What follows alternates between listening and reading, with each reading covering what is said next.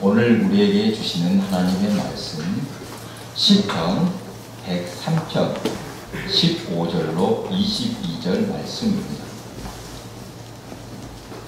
구약 887페이지 시편 103편 15절로 22절 말씀 제가 읽겠습니다. 인생은 그 날이 풀과 같으며 그 영화가 들의 꽃과 같도다. 그것은 바람이 지나가면 없어지나니 그 있던 자리도 다시 알지 못하거니와 여호와의 인자하심은 자기를 경외하는 자에게 영원부터 영원까지 이르며 그의 의는 자손의 자손에게 이르리니 곧 그의 언약을 지키고 그의 법도를 기억하여 행하는 자에게로다. 여호와께서 그의 보좌를 하늘에 세우시고 그의 왕권으로 만유를 다스리시도다. 능력이 있어 여호와의 말씀을 행하며 그의 말씀의 소리를 듣는 여호와의 천사들이여 여호와를 송축하라. 그에게 수종들며 그의 뜻을 행하는 모든 천군이여 여호와를 송축하라. 여호와의 지으심을 받고 그가 다스리시는 모든 곳에 있는 너희여 여호와를 송축하라. 내 영혼아 여호와를 송축하라. 아멘. 우리 함께 옆에 사람, 앞뒤에 사람들과 접촉을 하지 말고 얼굴만 보고 인사합니다. 보고 싶었습니다. 사랑합니다. 또 그리고 이렇게 고백해 보시기 바랍니다. 주일이 기다려졌습니다. 진짜 기다려졌습니까? 여러분 주일이 기다려주고 성도가 보고 싶고 또 예배가 손꼽아 기다려지면 은혜가 있는 줄 믿으시기 바랍니다. 지난 화요일 여전도의 교우들과 바깥 나들이를 다녀왔습니다. 곡성 기차마을에서 증기기관차도 타고 또 화개장터를 들러 요수로 내려갔다가 섬들을 연결한 다리를 건너서 돌아왔습니다. 앞에 남성교회 때보다는 가깝지만 그날도 상당한 거리를 움직였습니다. 하백마을 세 분도 함께 가고 싶다고 해서 동행하게 되었는데 그 중에 한 분은 여러분이 아마 아실 것입니다. 걸음걸이도 불편한 분이 계셨습니다. 그래도 감사한 것은 어쩌면 이것이 그분들에게 마지막 나들이가 될 수도 있다고 생각하니 어떻게든 잘해드리고 싶었습니다. 그리고 우리 교우들 생각이 났습니다. 그날 함께 가지 못한 교우 중에 분명히 가고는 싶지만 남에게 불편을 끼칠까봐 안 가신 분도 있었을 것입니다. 그래서 시간이 나면 시간을 내서 이분들도 꼭 한번 모시고 가야겠다 생각을 했습니다. 이번 주에 기회가 되면 한번 가도록 하겠습니다. 남성교회 때도 한 분이 이렇게 말씀하셨습니다. 인생을 얼마나 산다고 날마다 이렇게 살아야 할 것이다 라고 하셨습니다. 그러면서 매달 바깥 나들이를 하면 좋겠다고 하십니다. 저도 힘 닿는 대로 운전을 해드리고 싶습니다. 여러분을 뵐 때면 저는 고향에 계신 부모님 생각이 납니다. 살아계시는 동안 몇 번이나 뵐 수 있을까 생각을 해보니 정말 몇 번 안 될 것 같습니다. 자주 찾아뵙지 못해 늘 죄송한 마음인데 우리 교우들을 그런 마음으로 섬기고 싶습니다. 인생이 아름답고 소중하다고 말하는 것은 단 한 번 살 수 있기 때문이라고 합니다. 늙지 않고 영원히 살면 얼마나 좋을까 이런 상상 한 번쯤 해보셨을 것입니다. 며칠 전 집에서 우연히 영화 한 편을 보게 되었습니다. 제목이 아델라인 멈춰진 시간이라는 제목이었는데 여자 주인공 이름이 아델라인입니다. 영화가 시작될 때 80은 넘어 보이는 노인과 그의 딸이거나 손녀로 보이는 젊은 여인이 나오는데 사실 이 젊은 여인은 노인의 어머니였습니다. 이 29세 때 교통사고로 물에 빠져 죽어가는 순간에 마침 그곳에 번개가 쳐서 깨어나게 됩니다. 그 사고 이후로 아델라인은 늙지 않는 몸이 되었습니다. 영화에서 그녀는 107세이지만 29세의 나이에 멈춰져 있었던 것입니다. 여러분, 29세라면 인생에서 신체적으로 가장 빛나는 때라고 할 수 있습니다. 29으로 영원히 살 수 있다면 얼마나 좋겠습니까? 하지만 영화에서 아델라인은 행복하지 않았습니다. 사랑하는 사람들과 늘 헤어져야만 했습니다. 자신의 비밀이 드러날까봐 정이 들만하면 신부를 속이고 다른 곳으로 이사 가기를 반복합니다. 남자를 사랑해서 결혼해도 안 된다고 생각합니다. 왜요? 같이 살면 자신의 비밀이 탄로 날 것이고, 또한 사랑하는 사람이 늙어서 먼저 보내는 것도 아픔이었을 것입니다. 이 영화는 주인공 아델라인이 다시 사고를 당한 이후 흰머리가 나기 시작하자 그 흰머리를 보며 슬픈 것이 아니라 기뻐하면서 영화가 끝이 났습니다. 영원히 사는 게 복일 것 같지만 정말 그럴까? 영화는 자연스럽게 늙는 것도 행복이라고 말하는 것 같습니다. 이 땅의 삶이 전부라면 어떻게든 오래 살자고 또 영광을 누리자고 예를 써야 하겠지만 우리에게는 돌아갈 본향이 있음을 믿으시기 바랍니다. 아이들은 소꿉장난을 하다가도 해가 저물어 엄마가 부르면 놀던 것을 그대로 놔두고 집에 들어갑니다. 어릴 적 생각이 납니다. 꼬막 껍데기며 사금팔이, 유리 조각 등으로 삶을 차려놓고 남편과 아내 역할도 했습니다. 어른들의 모습을 그대로 흉내냈던 것 같습니다. 놀 때는 얼마나 소중한 것들이었습니까? 그것들이 아무리 좋아도 엄마가 부르는 소리에 모든 것을 그냥 다 두고 갑니다. 집에 싸가는 친구는 하나도 없습니다. 우리의 인생도 이와 같을 것입니다. 이 땅의 삶이 아무리 좋았다 해도 주님께서 부르시면 언제라도 기쁨으로 천국에 들어갈 준비를 하면서 살아가는 인생임을 기억하시기 바랍니다. 본문 시편 103편은 다윗이 지은 시라고 알려져 있습니다. 다윗의 많은 시 중에서 그 내용의 풍성한 시편 전체 중에서 가장 아름답고 뛰어난 시라고 합니다. 여러분, 시편의 시들은 아름다운 언어로 기록되었을 뿐만이 아니라 깊이 묵상해보면 잠언만큼이나 많은 교훈이 담겨 있습니다. 본문 103편도 다윗의 신앙 고백이 담겨있는 주옥같은 시라고 할 만합니다. 신앙인 대부분 다윗을 좋아합니다. 하나님은 다윗을 향해 내 마음에 합한 자라고 하셨습니다. 예전에는 그냥 흘러들었는데 생각할수록 얼마나 영광스러운 말씀인지 우리 모두 꼭 그런 칭찬을 듣기 바랍니다. 다른 어떤 말보다도 하나님이 친히 내 마음에 합한 자라고 이 한마디면 충분할 것 같습니다. 하나님께서 마음에 들었다고 흡족해 하시면 무엇이 부럽겠습니까? 오늘 말씀은 본문의 강해보다 잠시 우리의 인생을 돌아볼 기회가 되도록 누구나 겪었을 이야기를 편하게 나누고자 합니다. 인생은 정답이 없다라고 말합니다. 온라인에 떠도는 글 중에 이런 재밌는 글이 있었습니다. 한 대목을 제가 소개합니다. 젊어서는 재력이 있어야 살기 편안하나 늙어서는 건강이 있어야 살기 편안하다.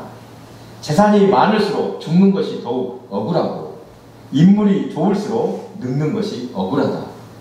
아파봐야 건강의 가치를 알 수 있고 늙어봐야 시간의 가치를 알 수 있다.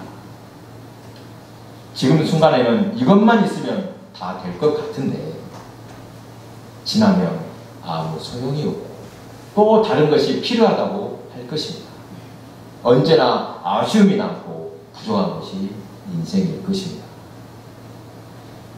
우리의 인생을 전도서는 이렇게 말씀합니다.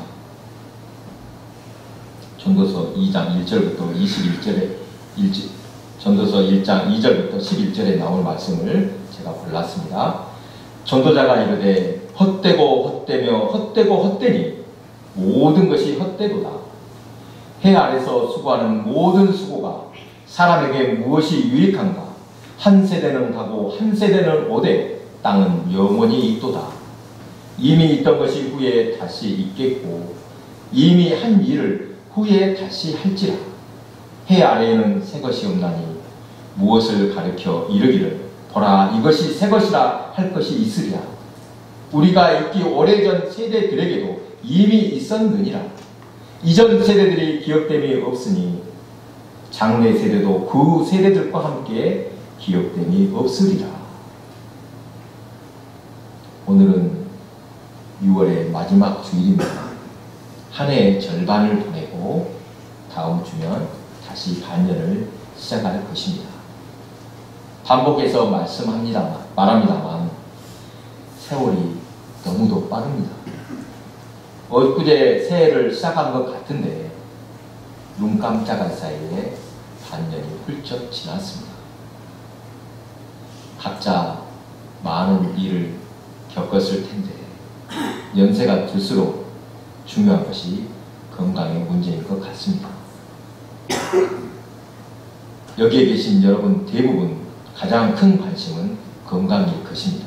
그러시죠? 누구나 건강하고 복되게 오래 살고 싶은 소원이 있습니다. 사는 게 팍팍하고 힘들 때 살기 싫다는 말도 나오겠지만 개똥밭에 불러도 이승이 낫다라는 속담처럼 살아있으니까 한숨도 쉴 수 있는 것 아닙니까? 중국을 최초로 통일한 진나라를 세운 진시황, 여러분 잘 아시죠? 영생불사의 불로초를 찾아가고 세상 곳곳으로 신하들을 보냈습니다. 그런데 여러분 진시황이 몇 살이나 살았을 것 같습니까? 오래 살았을까요?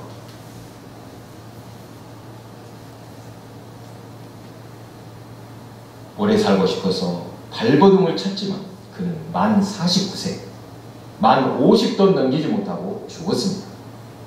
노력한다고 해서 자기 뜻대로 되는 것도 아닙니다.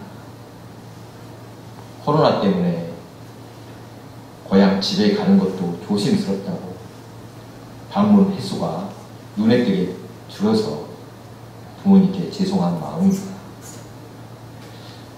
아버지께서 이제는 거의 한계에 이르신 것 같아 아들로서 마음이 아픕니다. 전에는 하루에 한두 시간 이 산소 마스크를 쓰셨는데 지금은 평상시도 항상 산소 마스크를 의지해야만 호흡할 수 있는 상황입니다. 어떻게 해드릴 방법이 없어 시간마다 기도해드릴 수밖에 없습니다. 아들로서 아버지의 인생을 조심스럽게 돌아보았습니다. 집안이 곤란하여 16살에 남의 집 사례를 시작하셨다고 합니다. 가진 것 하나 없이 결혼해서 어렵게 살림을 꾸려오고 또 없는 살림이지만 자녀들 교육을 위해 객지를 마다하시고 노동 현장에서 살다시피 하셨습니다. 원래 차돌처럼 건강하신 몸이었는데 회갑이 넘으니까 완전히 망가지셔서 오늘까지 이어지고 있습니다. 그런 중에도 참으로 감사한 것은 말년에 예수를 믿어 소망이 생겼다는 것입니다. 집에만 계시면서 성경을 필사하셨습니다. 지금 한 번, 두 번, 세 번째 쓰고 계십니다. 공책에만 쓰신 것이 아니라 달력이나 손에 잡히는 잡두리 종이에다 쓰신 것이 서너 박스에 이릅니다. 필사해 놓으신 종이 이 상자를 보면 가슴이 뭉클합니다. 초등학교도 안 나오신 분이 평소에 연필을 거의 잡아본 일이 없는 분이 어떻게 성경 필사를 생각하셨을까? 제가 조용히 한번 여쭤보았습니다. 그랬더니 딱히 다른 소일거리도 없어서 처음에는 성경을 읽기만 하려고 했는데 성경을 읽을수록 필사하고 싶으셨다고 합니다. 지난번은 고향에 가서 아버지를 뵐 때 이분이 구원의 확신이 있는가 봐야 되겠다 하면서 알고 싶어서 이런저런 신학적 이야기를 나누었습니다. 인간의 구원은 전적으로 하나님의 손에 달려 있습니다만 아버지가 평소에 말씀을 가까이 하시면서 믿음이 자랐음을 발견하게 되었습니다. 오래 살고 싶은 것이 인간의 당연한 욕망이겠지만 여러분, 하나님이 부르실 때 언제라도 기쁨으로 주님을 맞을 수 있는 성도가 복된 성도인 줄 믿으시기 바랍니다. 저는 다른 복보다 이 복이 가장 큰 복인 것 같습니다. 계속해서 성서의 지리와 역사를 공부하며 그동안 그냥 넘겼던 성경의 지명, 장소나 사건에 대해서 깊이 공부하게 되었습니다. 또 요즘에 하나님께서 제게 주시는 마음이 있습니다. 네가 잘나서 쓸만하니까 사용하는 것이 아니라 이것을 기억하라는 마음을 주셨습니다. 구약의 위대한 인물 다윗은 말할 것도 없고 지금 사사기를 공부하고 있는데 삼손을 새롭게 보게 되었습니다. 여러분, 삼손이 누군지 아십니까? 삼손에 대해서 자세히는 몰라도 머리가 길고 힘이 센 사람을 삼손 같다고 하는 말은 한 번쯤 들어보셨을 것입니다. 삼손은 낳기 전부터 나실인으로 하나님께 그려졌습니다. 사무엘도 마찬가지였죠. 이스라엘 전통에서 나실인이 지킬 것 세 가지가 있습니다. 머리에 삭도를 대지 않아 머리털을 그대로 보존하고 포도주, 독주를 마시지 말아야 하며 세 번째, 시체를 만지지 말아야 합니다.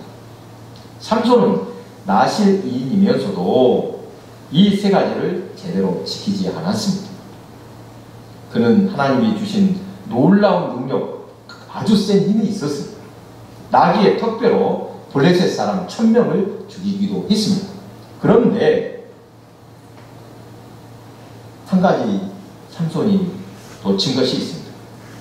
자기의 힘, 그런 삼손의 힘은 하나님께서 주신 능력이었습니다. 하나님의 일을 하라고 주셨던 능력입니다. 삼손 자신의 능력이 아니었습니다. 하지만 삼손은 그 힘으로 하나님의 영광을 드러내지 않고 자신을 드러내다가 넘어지게 됩니다. 여러분 잘 아시죠? 들릴라라는 여인에게 유혹되어 머리털이 밀려 힘을 잃게 되고 두 눈이 빠진 채 비참한 몰골로 옥에 갇혀있다가 마지막에 이방 신전을 무너뜨리고 그들과 함께 죽었습니다. 삼손 이야기를 주일학교 때 흥미롭게 들었던 기억이 납니다. 삼손이 힘을 잃은 것은 머리털이 잘렸기 때문이라고 쉽게 생각할 것입니다. 왜냐? 삼손이 들릴라에게 자신의 비밀이 이것이라고 일러준 것이기 때문입니다. 그래서 그의 머리털에 능력이 있었을 것이라고 오해해 왔습니다. 그런데 자세히 살펴보니 그게 아닙니다. 삼손은 왜 힘이 빠졌는가? 자기의 죄로 인해서 힘이 약해졌던 것입니다. 하나님께서 능력을 가져가시니까 힘이 빠진 것이었습니다. 결코 머리털로 빠져서 된 것이 아니라 하나님이 거둬가시니까 아무것도 아닌 것을 자신의 힘으로 된 것이 아니었는데 그동안 착각하고 있었던 것입니다. 오늘 본문 바로 앞에 8절 다윗의 고백이 나옵니다. 여호와는 긍휼이 많으시고 은혜로우시며 노하기를 더디하시고 인자하심이 풍부하시도다. 자주 경책하지 아니하시며 노를 영원히 품지 아니하시리로다. 우리 죄를 따라 우리를 처벌하시지는 아니하시며 우리의 죄악을 따라 우리에게 그대로 갚지는 아니하셨으니. 다윗은 하나님이 어떤 분이라고 고백합니까? 긍휼이 많고 은혜로우시며 노하기를 더디하시고 인자하심이 풍부하시다고 합니다. 그리고 우리의 제약을 따라 그대로 갚지 않으신다고 고백합니다. 여러분, 부족해도 괜찮습니다. 이것만 믿으면 됩니다. 하나님의 긍휼과 인자하심, 이것을 믿으시기 바랍니다. 사랑하는 교회 여러분, 참으로 덧없이 흘러가는 인생입니다.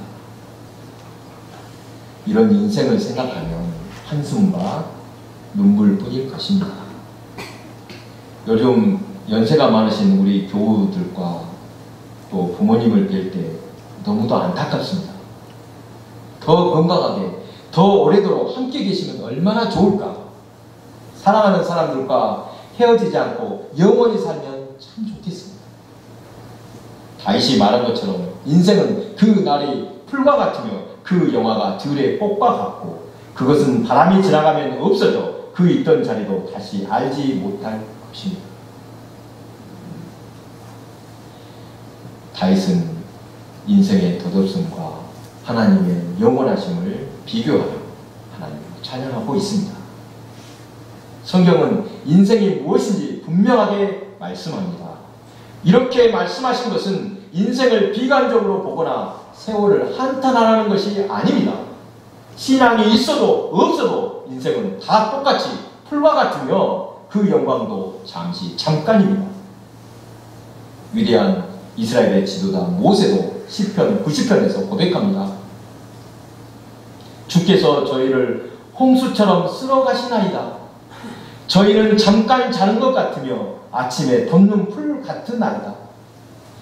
우리의 연수가 70이요 강건하면 80이라도 그 연수의 자랑은 수고와 슬픔뿐이요 신속히 가니 우리가 날아가나이다.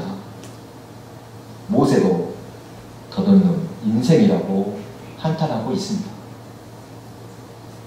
참으로 인생은 그 날이 풀과 같지만 하나님의 장중에 있는 인생, 주님께 붙들려 주님을 모시고 사는 인생은 가치 있음을 믿으시기 바랍니다. 왜 가치가 있다고 합니까? 인생은, 신앙인은 돌아갈 것이 있는 인생이기 때문입니다. 어디로 가는지도 모르고 떠도는 것이 아닙니다. 우리는 날마다 본향을 향해 가고 있는 인생입니다. 이 땅의 집도 좋지만 저 하늘에 더 좋은 집이 있음을 믿으며 주 안에서 날마다 기쁨으로 사시기 바랍니다. 아멘. 기도하겠습니다.